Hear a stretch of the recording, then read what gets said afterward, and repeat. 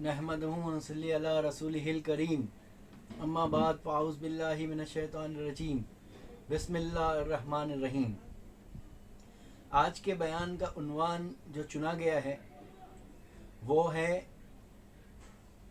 मसले इर्तिका मौलाना रूमी रहमतुल्लाहि ताला अलैह और चार्ल्स डार्विन की थ्योरी का उजाला। तो आज के बयान करने का जो मकसद है वो ये है कि मौलाना रूमी रहमतुल्लाहि ताला अलैह जैसी अजीम मुफक्किरीन इस्लाम ने जो इर्तिका का मसला पेश किया और उसकी दूसरी तरफ उसी से मुनासिबत रखते हुए जो चार्ल्स डार्विन ने इर्तिका का मसला पेश किया, जिसको आज हम थियोरी ऑफ एवोल्यूशन भी कहते हैं, तो दोनों के अंदर फ़र्क वाज़ेह हो जाए कि दोनों के अंदर गहरा फ़र्क है। क्योंकि मौलाना रूमी के इसी मसले को लेकर इस अजीम शख्सियत पर, यानी इसी अजीम शख्सियत पर इस मसले की वजह से उन पर कई उंगलियां उठाई गई। तो आज ये फ़र्क साफ साफ तौर पे वाज़ा हो जाए कि इर्तिका मौलाना रूमी ने जो पेश किया और जो चार्ल्स डार्विन का जो इर्तिका का मसला है उसमें काफ़ी गहरा फ़र्क है। तो जो चार्ल्स डार्विन है वो 18वीं सदी का साइंटिस्ट है, यानी 1809 में उसकी पैदाइश है। तो उसने ये कहा कि इंसान जो पहले बंदर था, यानी क्या था, वो एप्स था, यानी जिसको आज हम बन मानुस भी कहते हैं। फिर वो इर्तिका किया, यानी तरक्की कर कर बाद में इंसान की शक्ल इख्तियार किया। ये उसकी थियरी थी। क्या थी? ये चार्ल्स डार्विन की थियरी थी। ये थियरी उसने पेश किया। फिर बाद में क्या हुआ कि कई साइंसदानों ने उस थियरी को एक्सेप्ट किया, उसके ऊपर गौर फिक्र किया, उसके ऊपर रिसर्च किया, लेकिन कई अरसे बाद भी उसका कोई नतीजा अखज़ नहीं हुआ।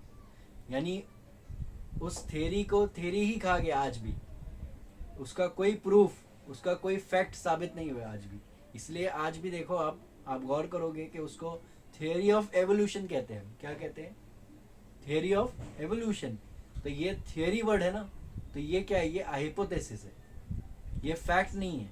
तो किसी ने भी आज तक साइंसदानों ने ये नहीं कहा कि ये प्रूफ थियरी है, जब बल्कि हर साइंसदानों ने यही कहा कि ये सिर्फ एक थियरी है, ये फैक्ट नहीं है। इसलिए देखो, फैक्ट ऑफ एवोल्यूशन नहीं कहते और ना कभी कहा जा सकता है।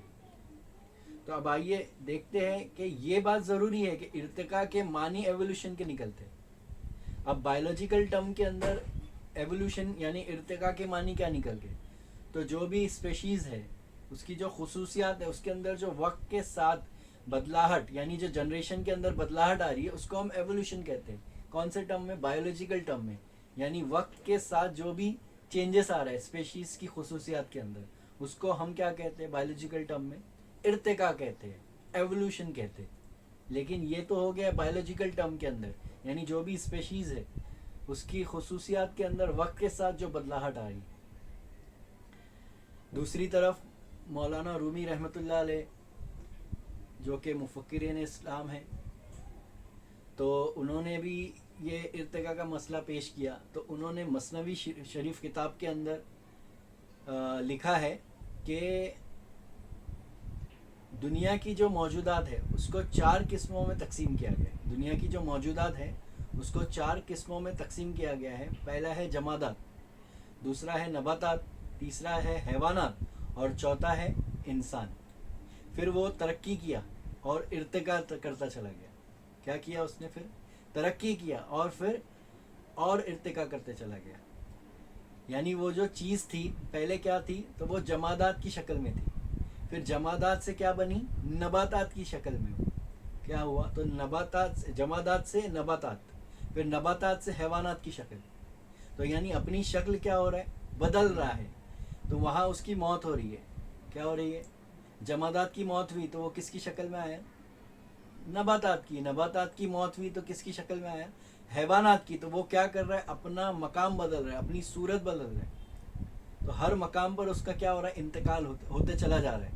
और आखिर में क्या हुआ? वही हैवानात की जो सूरत صورت تھی وہ انسان کی صورت لیا اور ارتقا ہوا، کیونکہ ارتقا کے معنی ترقی کے بھی ہوتے، بدلاؤ کے بھی ہوتے، یعنی ترقی کرنا، ایک صورت سے دوسری صورت میں تبدیل ہونا۔ تو آگے مولانا رومی فرماتے ہیں کہ انسان عدم سے وجود میں آیا اور برابر ترقی کرتا آگے بڑھتا رہا، اور اب بھی اس کی ترقیوں کی انتہا نہیں ہے۔ سب سے پہلے عنصری صورت وجود میں آیا، یعنی آگ، خاک اور بات کی شکل میں رہا، اور پھر اس عنصری صورت سے ترقی کر کے آگے کی صورت اختیار کی، اور ہر اگلی صورت پہلی صورت سے افضل اور برتر ہوئی۔ انسان عنصری صورت کے بعد ترکیب میں قدم رکھا اور جمادات کی صورت میں تبدیل ہو کر نباتات کی غذا بنا، اور نباتات میں تبدیل ہوا، نباتات حیوانات میں تبدیل ہوئے، پھر حیوان سے انسان کی جانب اس کو وہ خدا لے جاتا ہے جو اس کو جانتا ہے۔ اسی طرح وہ ایک عالم سے دوسرے عالم کی طرف چل رہا ہے، یہاں تک وہ عاقل و دانا اور فربا بن گیا۔ رحم مادر میں نباتات کی طرح تخم نے جڑ پکڑی، اور جس طرح نباتات کی نشو و نما ہوتی ہے، نطفے کی نشو و نما شروع ہوئی، حس و حرکت پیدا ہوئی، اور حیوان کی شکل اختیار کی، پھر انسانی صورت میں پیدا ہوا۔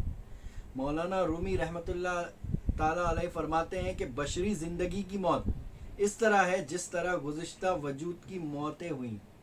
یہ موتیں دراصل اس کی ترقی کی منزلیں ہیں۔ اس موت سے بھی مادی جسم سے تعلق ٹوٹ جاتا ہے اور ملکوتی دنیا میں اس کی ترقی شروع ہو جاتی ہے۔ یہاں کی زندگی بالکل نئے قسم کی ہے۔ پھر آگے فرماتے ہیں کہ موت کے بعد انسان ملکوتی دنیا میں قدم رکھتا ہے، وہاں بھی ارتقائی منزل چلتی رہتی ہے، کیونکہ ذات باری کے علاوہ ہر شے فانی ہے، لیکن اس کے بعد صورت ناقابل تصور ہے۔ اپنی اس منزل پر ہم اس زندگی کے بارے میں نہیں سوچ سکتے۔ تو بعض لوگوں نے مولانا رومی کے اس نظریے کو جو ہے انہوں نے فارسی زبان میں شاعرانہ انداز میں جو پیش کیا، تو کافی لوگوں نے اس جو مسئلہ ارتقاء کو مسئلہ تناسق کے ساتھ سے تعبیر کیا، یعنی مسئلہ تناسق سے جوڑ دیا اس مسئلے کو، اور اس عظیم شخصیت کو غلط نظریے سے دیکھا گیا۔ جبکہ عقیدہ تناسخ اور مسئلہ ارتقاء میں فرق ہے۔ جیسے تناسخ کے معنی ہوتے ہیں ایک شکل سے دوسری شکل میں جانا۔ تناسخ کے معنی کیا ہوتے ہیں کہ ایک روح کا ایک قلب سے دوسری قلب میں جانا، کیا ہونا؟ بار بار جنم لینا، یا روح کا ایک قلب سے دوسرے قلب میں ہونا۔ تو تناسخ کے مسئلے کو اشرف علی تھانوی صاحب نے بھی اپنی کتاب شریعت و طریقت میں پیش کیا ہے، جس کا عنوان انہوں نے بانا ہے خلع بدن۔ تو خلع بدن کے تعلق سے آپ نے لکھا ہے کہ کوئی روح اپنا بدن حالت حیات میں چھوڑ کر دوسرے مردہ بدن میں چلی جائے، یہ بات ریاضت سے حاصل ہو سکتی ہے۔ تو یہ جو خلع بدن کی جو تعریف اشرف علی تھانوی صاحب نے پیش کیا، تو یہ کہیں نہ کہیں اس کے جو مفہوم ہے وہ مسئلہ تناسخ سے ملتے، اس کے جو معنی و مفہوم ہے وہ مسئلہ تناسخ سے ملتے، لیکن مسئلہ تناسخ ارتقاء سے نہیں ملتا۔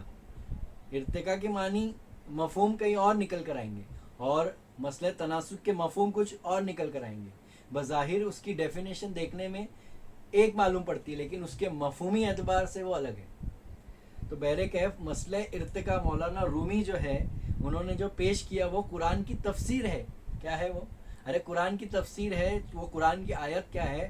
سورہ انشقاق آیت نمبر 19، جس میں اللہ تعالیٰ فرماتا ہے پس نہیں میں قسم کھاتا ہوں شفق کی اور رات کی اور جو کچھ وہ سمیٹ لیتی ہے، اور چاند کی جب کہ وہ ماہ کامل ہو جاتا ہے، تم کو ضرور درجہ بر درجہ ایک حالت سے دوسری حالت کی طرف گزرتے چلے جانا ہے۔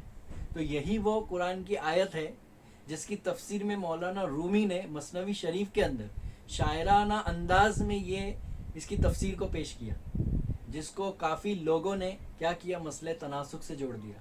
ارے یہی آیت نہیں قرآن کی، اور بھی کئی آیتیں قرآن میں موجود ہے جو یہ مفہوم دیتی ہے، اس آیت کا مفہوم دیتی ہے۔ تو یہی مفہوم دینے والی اور بھی آیتیں قرآن شریف میں موجود ہیں۔ تو بس یہ بیان کرنے کا جو مقصد ہے وہ یہ ہے کہ صحیح علم اور معلومات حاصل ہو جائے، جس سے دونوں کے نظریوں میں ہمیں صاف صاف فرق واضح ہو جائے. کیونکہ مولانا رومی مسئلہ ارتقاء پر بہت مخالفت ہوئی، یعنی جو مسئلہ ارتقاء ہے وہ مولانا رومی کے جو مسئلہ ارتقاء پہ بہت مخالفت ہوئی. اور دوسری طرف جو ہے چارلز ڈارون جو تھیوری آف ایولیوشن کی بات کرتا ہے، ارتقاء کی بات کرتا ہے، تو اس کا جو مسئلہ تھا چارلز ڈارون کا، تو اس نے اللہ سے رشتہ منتقع کر کے مولانا رومی سے استفادہ کر کے اسے غیر اسلامی بنا دیا. کیا بنا دیا؟ ارے استفادہ اس نے مولانا رومی سے ہی کیا، لیکن اس کو غیر اسلامی بنا دیا اس نے. تو یہ بہت گہرا فرق ہے، یہ بہت گہرا فرق رکھتا ہے. تو ہمیں جاننا چاہیے، کیونکہ ہر بچہ اسکول کالجز کے اندر تھیوری آف ایولیوشن پڑھتا ہی ہے. ہر بچہ کالج یا ہو یا چاہے اسکول ہو، اس کے سلیبس کے اندر یہ تھیوری آف ایولیوشن پڑھتا ہے. تو اس بچے کو صحیح علم ہو جائے کہ یہ ایک تھیوری ہے، یہ فیکٹ نہیں ہے. تھیوری آف ایولیوشن کہ پہلے انسان کیا تھا تو بندر تھا، تو یہ فیکٹ نہیں ہے، یہ ایک تھیوری ہے. اس کو کئی سائنسدانوں نے آج بھی پیٹنٹ سائن کیا ہوا ہے، اس کے اوپر لکھا گیا ہے کہ یہ تھیوری پروف نہیں ہے، یہ تھیوری رانگ ثابت کی گئی ہے، اور یہ صرف تھیوری ہے، یہ ایک فیکٹ نہیں ہے. تو اس کو اسی لیے کوئی کتابوں میں آپ فائنڈ آؤٹ نہیں کرو گے کہ فیکٹ آف ایولیوشن لکھا ہوا ہے. ہر جگہ کیا لکھا ہوا ہے آج بھی؟ Theory of evolution. تو بچہ پڑھ کیا رہا ہے؟ وہی تھیوری کو پڑھ رہا ہے. اور مولانا رومی کی جو مسئلہ تھا، مسئلہ ارتقاء، وہ 800 سال پہلے انہوں نے پیش کیا. اور جو چارلز ڈارون ہے وہ تو ابھی کا ہے، 300 18ویں صدی کا ہے نا. تو کتنا ہو گیا اس کو؟ 300 سال کا عرصہ گزرا ہے. اور مولانا رومی کو 800 سال 900 سال کا عرصہ گزرا ہے. اور وہ بھی جو پیش کر رہے ہیں وہ کیا ہے؟ تو وہ بھی قرآن کی تفسیر میں سے پیش کر رہے ہیں. قرآن کی آیت کی تفسیر سے اپنی مثنوی شریف میں انہوں نے ڈالا فارسی زبان کے اندر. بس یہ تھا کہ انہوں نے شاعرانہ انداز میں لکھا. تو بس یہ بیان کرنے کا مقصد تو یہی ہے کہ یہ فرق صاف صاف طور پہ واضح ہو جائے. جو ینگسٹرز ہے اسکول کالجز میں جو بھی جا رہے ہیں، تو اس تھیوری کے بارے میں پتہ چل جائے اور مولانا روم کے عقیدے کے بارے میں پتہ چل جائے. تو یہ بیان کرنے کا مقصد یہی تھا. ہم یہ نہیں کہتے کہ چارلز ڈارون کی دوسری تھیوریز فیکٹ پہ نہیں ہے. جیسے چارلز ڈارون نے کہا کہ ہر چیز جو ہے پانی سے بنی ہے. ارے ہر چیز پانی سے بنی ہے، اس نے پروف کیا، آج سائنٹیفکلی یہ چیز پروف ہو چکی ہے. تو جو فیکٹ ہے وہ فیکٹ ہے. جیسے 800 سال پہلے یا 1400 سال پہلے قرآن میں تو آیا ہی ہے نا، سورہ الحجرات کے اندر اللہ تعالیٰ کیا فرما رہا ہے کہ ہم نے ہر چیز کو سورہ انبیاء کے اندر اللہ تعالیٰ کیا فرما رہا ہے؟ ہم نے ہر چیز کو پانی سے پیدا کیا. اور انسان کے تعلق سے کیا فرما رہا ہے اللہ تعالیٰ قرآن کے اندر 1400 سال پہلے سورہ الحجرات کے اندر کہ ہم نے انسان کو نر اور مادہ سے پیدا کیا. یعنی ہر انسان جو ہے آدم علیہ السلام اور حوا علیہ السلام سے پیدا ہوئے. تو یہ تو قرآن میں صاف طور پہ واضح ہے نا سورہ الحجرات کے اندر. اور یہ جو فیکٹ کی جو بات کر رہا ہے چارلز ڈارون کہ ہر چیز پانی سے بنی، تو یہ تو 1400 سال پہلے قرآن میں آلریڈی موجود ہے. آپ اٹھا کر دیکھیے سورہ انبیاء کہ ہر چیز جاندار چیز جو ہے وہ پانی سے بنی ہے. ہر جاندار چیز کس سے بنی ہے؟ پانی سے بنی ہے. تو یہ بیان کرنے کا مقصد صرف یہی تھا کہ فیکٹ واضح ہو جائے، فرق واضح ہو جائے دونوں کے بیچ میں. تو میری دعا ہے مولا ہم تمام کو صحیح علم حاصل کرنے کی توفیق عطا فرمائے. وما علینا و الا البلاغ.